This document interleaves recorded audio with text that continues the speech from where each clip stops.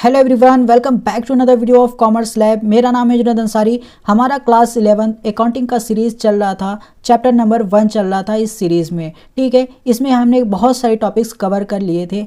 आज जो हम टॉपिक कवर करने वाले हैं वो है बेसिक अकाउंटिंग टर्म्स क्या होता है। हम इसको डिटेल में जानेंगे और कौन कौन से अकाउंटिंग टर्म्स हैं हम ये भी डिटेल में जानेंगे। तो आइए चलते हैं अपने टॉपिक पे आगे बढ़ते हैं। उससे पहले हम कंटेंट देख लेते हैं कि हमने क्या क्या अभी तक पढ़ लिया है। ये जो सारा कंटेंट आपको दिख रहा है, ये जो हमने अभी निशान लगाया है, ये सारा कंटेंट हमने कवर कर लिया है अब पिछले दो वीडियो में हमने ये सारा कंटेंट कवर कर लिया है। अगर आपने वीडियो नहीं देखा है तो हमने डिस्क्रिप्शन में लिंक दे रखा है, आप जाके वहाँ से देख सकते हैं। आज का हमारा टॉपिक है basic terms in accounting and question for practice. कुछ हम आपको करने के लिए देंगे क्वेश्चन, अगर आप कर लेते हैं तो आप बहुत ही अच्छा सीख जाएंगे कि बेसिक टर्म्स इन अकाउंटिंग आखिर होता क्या है, या फिर पूरे चैप्टर नंबर 1 में क्या क्या चीज़ें हैं, वो सारी चीज़ें हम आपको इस क्वेश्चन फॉर प्रैक्टिस में दे देंगे। ठीक है, तो चलिए बढ़ते हैं आज के अपने टॉपिक पे। हमारा टॉपिक है बेसिक टर्म्स इन अकाउंटिंग। ठीक है, पहला टर्म्स क्या आता है बिजनेस अकाउंटिंग में? पहला टर्म्स क्या आता है? एंटिटी। अब एंटिटी का मतलब क्या होता है आप यहाँ पे अच्छे से समझिए। ठीक है, एंटिटी मतलब इंडिविजुअल एग्जिस्टेंस, मतलब कोई भी सिंगल पर्सन है, कोई भी सिंगल पर्सन जो एग्जिस्ट कर रहा है उसे हम क्या बोलेंगे? एंटिटी बोलेंगे। मतलब कोई भी एक सिंगल बंदा हो उसे हम एंटिटी बोलेंगे। कोई भी एक इंडिविजुअल जो एग्जिस्ट कर रहा हो, जो हो रियल में, उसे हम एंटिटी बोलेंगे। तो इसी तरीके से हम बिजनेस एंटिटी किसे बोलते हैं? हम बिजनेस एंटिटी उससे बोलते हैं कोई भी बिजनेस इंटरप्राइजेस हो, या फिर कोई भी बिजनेस या कोई भी कंपनी रन कर रहा हो अपना, जैसे सुपर बाजार, एबीसी लिमिटेड, कोई भी अपना रन कर रहा हो। कौन रन कर रहा हो? कोई एक सिंगल पर्सन रन कर रहा हो, तो उसे हम क्या बोलेंगे? बिजनेस एंटिटी बोलेंगे। ठीक है, नेक्स्ट हमारा क्या है? नेक्स्ट हमारा है ट्रांजैक्शन। ट्रांजैक्शन किसे बोलते हैं? तो यहाँ पे देखिए बहुत ही अच्छी तरीके से यहाँ पे लिखा गया है। अगर आप गुड्स को परचेस कर रहे हैं, या फिर गुड्स या फिर किसी का पेमेंट दे रहे हैं, रिसिप्ट या पेमेंट आप रिसीव कर रहे हैं, या फिर आप किसी को पेमेंट दे रहे हैं, या फिर कोई भी एक्सपेंसेस हो रहा है, ये सब आप क्या कर रहे हैं? ये सब ट्रांजेक्शन कर रहे हैं। अब ट्रांजेक्शन किसके बीच में होता है? बिटवीन टू और मोर एंटिटीज़, या फिर कोई भी एंटिटीज़ हो, ठीक है, या फिर कोई भी इंटरप्राइजेस हो, या फिर दो या दो से ज़्यादा कोई भी इंटरप्राइजेस हैं। ठीक है, अगर इन दोनों के बीच में कोई भी लेन देन हो रहा है, माल खरीदना या माल बेचना, पेमेंट लेना या पेमेंट देना, जो भी कोई भी लेन देन हो रहा है, तो लेन देन को हम क्या बोलते हैं? लेन देन को ट्रांजैक्शन बोलते हैं। तो ये एंटिटीज़ इंटरप्राइजेस के रूप में भी हो सकता है, या फिर कोई दो पर्सन है, ठीक है, दो पर्सन है, वो भी आपस में लेन देन कर रहा है, या दो से ज़्यादा लोग भी हैं आपस में लेन देन कर रहे हैं, तो उसे हम क्या कहते हैं? उसे हम ट्रांजैक्शन बोलते हैं। नेक्स्ट हमारा क्या है? नेक्स्ट हमारा है असेट। असेट किसे बोलते हैं? Asset are economic resources of an enterprise. Asset क्या है? इकोनॉमिक रिसोर्सेज है हमारे इंटरप्राइज में, जो कि वो हमारे इंटरप्राइज का monetary terms, monetary value, valuable के रूप में वो दिखाता है कि हमारे कंपनी में कितने असेट हैं, मतलब क्या पोजीशन है, फाइनेंशियली पोजीशन क्या है, वो असेट के ऊपर डिपेंड करता है। ठीक है, नेक्स्ट क्या है? नेक्स्ट है हमारा लायबिलिटीज़। लायबिलिटीज़ किसे बोलते हैं? Liabilities are obligation. ऑब्लिगेशन का मतलब जिम्मेदारी। लायबिलिटीज़ हमारा क्या है? लायबिलिटीज़ पे करना हमारा जिम्मेदारी है। लायबिलिटीज़ किसे कहते हैं? जैसे कि डेब्ट, हमने उधार ले लिया, ठीक है, फिर हमें उसे पे करना है सम टाइम इन फ्यूचर। अगर हम फ्यूचर किसी को पैसा देने वाले हैं, ये हमको पता है कि फ्यूचर में हमें किसी को पैसा देना है, तो वो हमारी जिम्मेदारी बन जाती है, वो हमारी ऑब्लिगेशन बन जाती है कि हमें पैसा देना है। तो वो जिम्मेदारी को ही क्या बोला गया है? लायबिलिटीज़ बोला गया है। हम उधार लेते हैं, उधार से हमारे ऊपर जिम्मेदारी बनती है, हमारे ऊपर बोझ पड़ती है, तो वो क्या होती है? लायबिलिटीज़ होती है। नेक्स्ट हमारा क्या है? नेक्स्ट कैपिटल है। Amount invested bye the owner in the firm, उसे हम क्या बोलते हैं? कैपिटल बोलते हैं। मतलब स्टार्टिंग में कोई भी इंटरप्राइज, कोई भी ऑर्गेनाइजेशन बन रहा है, और जो उसका ओनर है उसमें पैसा लगा रहा है, ठीक है, उसमें पैसा लगा रहा है, तो वो क्या कहलाएगा? कैपिटल कहलाएगा। मतलब ओनर का पैसा स्टार्टिंग में जो बिजनेस में लगता है उसे हम क्या बोलते हैं? कैपिटल बोलते हैं। अब सेल हम किसे बोलते हैं? Sales are total revenue from the goods. आप सभी जानते हैं कि जब भी आपके कंपनी में कोई भी सामान, कोई भी प्रोडक्ट सेल होगा, बिकेगा, तो उससे क्या आएगा? आपके पास पैसा आएगा, ठीक है, पैसा आएगा। मतलब सेल हम उसे बोलते हैं, सेल हम कैश सेल्स भी कर सकते हैं, क्रेडिट सेल्स भी कर सकते हैं। कैश सेल मतलब सेल करें तुरंत पैसा आ गया, या फिर सेल करें कुछ दिन बाद पैसा आया, तो ये क्रेडिट सेल में आ जाता है। बेसिकली सेल्स का मतलब ये होता है कि जो हमारे पास सामान बेचने से जो टोटल रेवेन्यू आती है उसे हम क्या बोलते हैं, सेल्स बोलते हैं। रेवेन्यूज़ क्या होते हैं, अभी हमने आपको समझाया कि रेवेन्यूज़ वो अमाउंट होता है जो बिजनेस अर्न करता है सेलिंग द प्रोडक्ट। मतलब रेवेन्यू हम उससे बोलते हैं जो बिजनेस अपने प्रोडक्ट या सर्विसेज को सेल करके रेवेन्यू अर्न करता है, मतलब कुछ प्रॉफिट अर्न करता है, उसे क्या बोलते हैं, उसे रेवेन्यू हम बोलते हैं। नेक्स्ट हमारा क्या है, नेक्स्ट हमारा एक्सपेंसेस है। Cost incurred by business in the process of earning revenue are known as expenses. जो भी कॉस्ट लगता है, ठीक है, जो भी कुछ भी छोटा मोटा अमाउंट लगता है क्या करने में, अर्निंग रेवेन्यू करने में। मतलब आप माल सेल कर रहे हैं, ठीक है, आप कोई भी अपना प्रोडक्ट सेल कर रहे हैं, उसमें क्या लग रहा है, उसमें स्टोरेज का खर्चा लग रहा है, ठीक है, स्टोरेज का खर्चा लग रहा है, और फिर क्या लग रहा है, आपका कैरेज लग रहा है, आपका कैरेज लग रहा है, आपका ट्रांसपोर्टेशन चार्जेस लग रहा है। ये सारे जो एक्सपेंसेस, ये सारे जो खर्चे हैं, इसे हम क्या बोलते हैं, इसे हम एक्सपेंसेस बोलते हैं, जो कि हमें रेवेन्यू अर्न करने के लिए लग रहा है। अगर आप ये सारा खर्चा सेल करने पे लगाते हैं तो आप सेल करने से आपके पास रेवेन्यू आएगा। अगर आप ये खर्चा नहीं लगाते तो रेवेन्यू आपके पास नहीं आ पाएगा, ठीक है। नेक्स्ट हमारा क्या है, एक्सपेंडिचर। एक्सपेंडिचर हम किसे बोलते हैं, स्पेंडिंग मनी और incurring a liability for some benefit services और property received is called expenditure.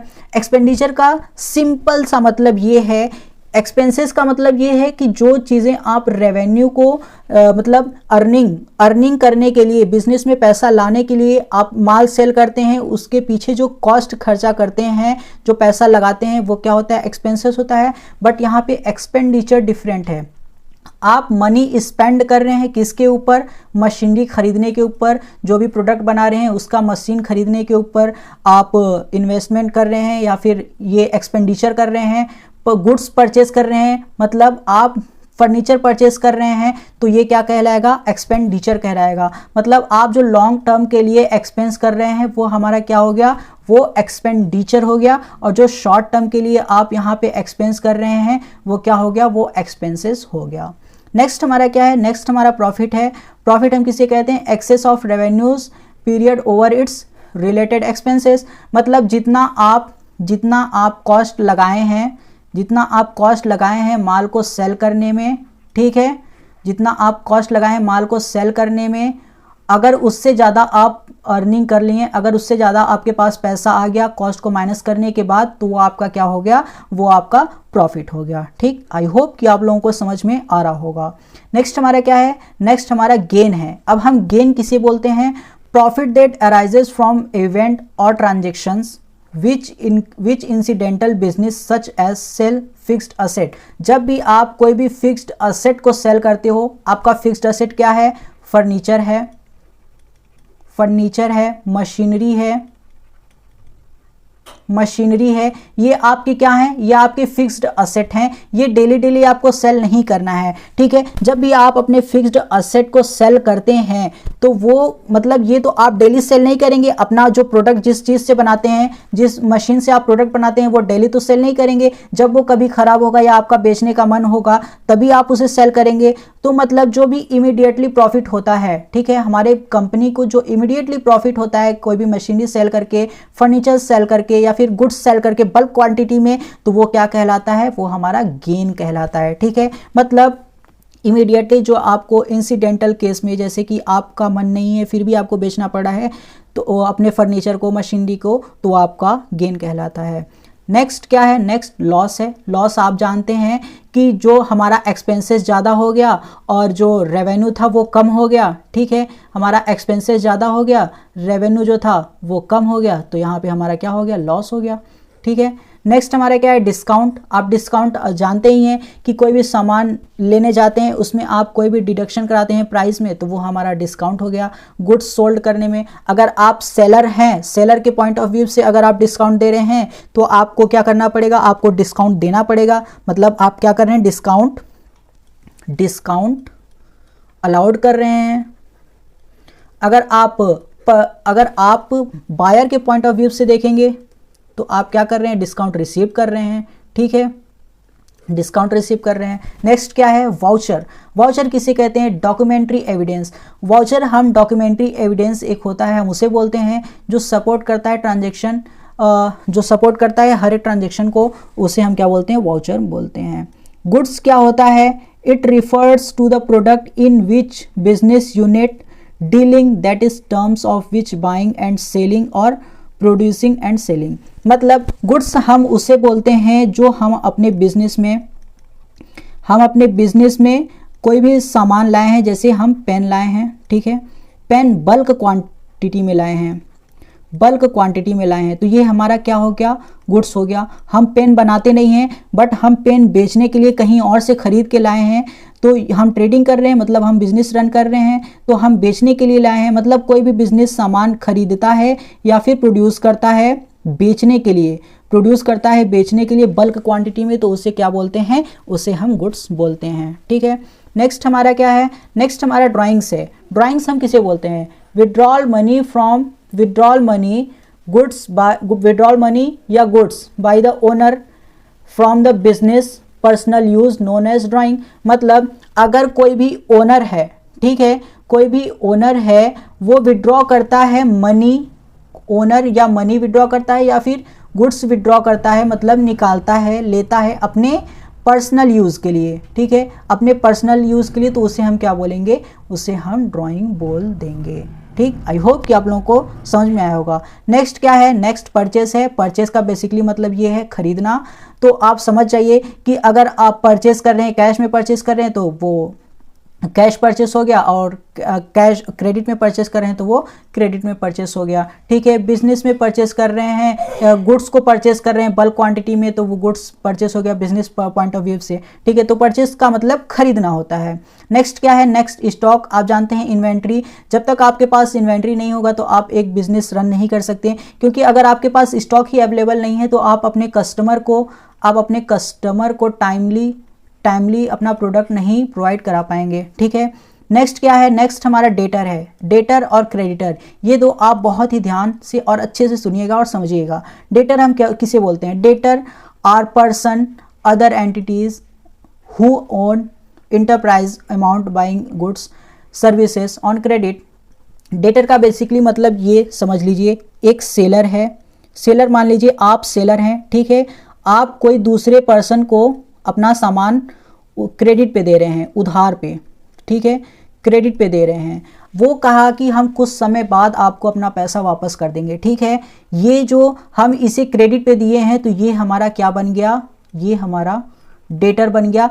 हम डेटर इसे इसलिए बोलते हैं क्योंकि ये हमें पैसा देगा बाद में, मतलब बाद में जो पैसा देगा, हम उसे उधार में माल दिए हैं, वो हमें बाद में पैसा देगा, तो ये हमारा क्या बन गया, ये हमारा डेटर बन गया। और ये कौन है, ये सेलर है, ठीक है। अब इसी तरीके से क्रेडिटर का आप समझिए, जैसे कि आप हैं, ठीक है, और यहाँ पे कोई दूसरा पर्सन है, ठीक है। अब ये कौन है, ये सेलर है, ठीक है, ये सेलर है, ये आपको माल दे रहा है किस पे, क्रेडिट पे, ये आपको माल क्रेडिट पे दे रहा है। अभी आपको पैसा देना है, तो आप ये सेलर के पॉइंट ऑफ व्यू से क्या बन गए, आप सेलर के पॉइंट ऑफ व्यू से क्रेडिटर बन गए, ठीक है, क्रेडिटर बन गए।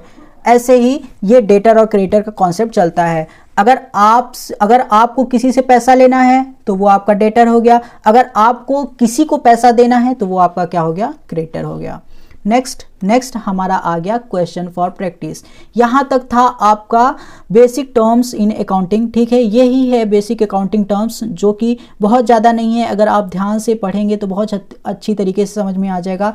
ये बहुत ही ज़्यादा यूज होता है जब आप जनरल एंट्रीज करते हैं, जब आप ट्रायल बैलेंस बनाते हैं, या कोई भी आप अकाउंट बनाते हैं, तो वहाँ पे ये अगर आपको नहीं मालूम होगा तो आप सही ट्रांजैक्शन नहीं कर पाएंगे। ये कुछ क्वेश्चन है पूरे चैप्टर नंबर 1 से, हमने बहुत ही इंपॉर्टेंट क्वेश्चन आपके लिए ढूंढ के लाए हैं। ये शॉर्ट क्वेश्चन है, जैसा कि आप देख पा रहे हैं, ये आपको बहुत ही ज़्यादा हेल्प करेंगे। एक बार आप पढ़ लीजिएगा, फिर अपने से समझ के हिंदी में इसका आंसर लिखने की कोशिश करिएगा, आपको बेहतर समझ में आएगा, ठीक है। ये रहा आज का पूरा टॉपिक। हमारा चैप्टर नंबर 1 यहाँ पे कंप्लीट हो जाता है। नेक्स्ट वीडियो में हम कवर करने वाले हैं चैप्टर नंबर 2। आई होप कि आप लोगों को हमारा वीडियो अच्छा लगता होगा। अगर वीडियो अच्छा लगता होगा तो वीडियो को लाइक ज़रूर करें और चैनल को सब्सक्राइब जरूर करें। मिलते हैं आपको नेक्स्ट वीडियो में एक नए टॉपिक के साथ। तब तक के लिए गुड बाय।